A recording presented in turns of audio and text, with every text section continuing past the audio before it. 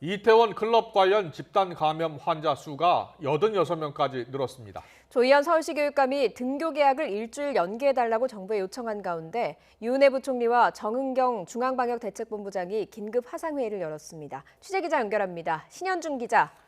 네, 사회부입니다. 네, 중앙방역대책본부 발표를 보면 이태원 클럽 관련 환자 수가 계속 늘고 있죠. 네, 오늘 정오 기준 방역당국의 공식 집계를 보면 이태원 클럽 관련 확진자 수는 86명으로 늘었습니다.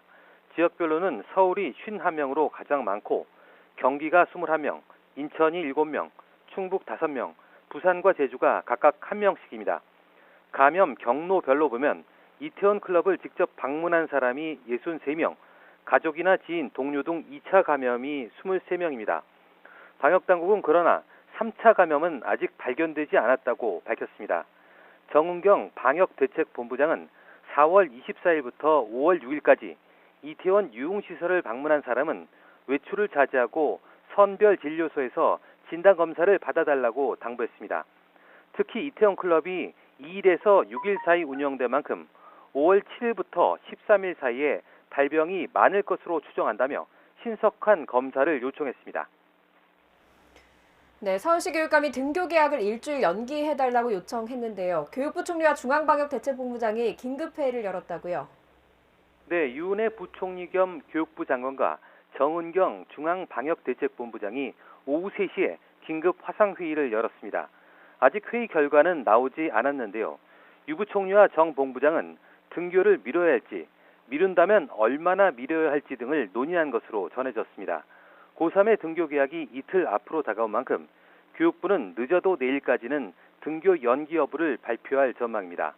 앞서 조희연 서울시 교육감은 모레 예정된 고3 학생들의 등교 수업을 일주일 미루자고 정부에 건의했습니다. 서울에서 이태원 클럽 관련 집단 감염이 시작되는 데다 환자 수도 서울이 51명으로 가장 많기 때문으로 풀이됩니다. 조 교육감은 모레 시작되는 순차적인 등교 일정은 생활 속 방역을 전제로 짜인 것이라며 이같이 밝혔습니다.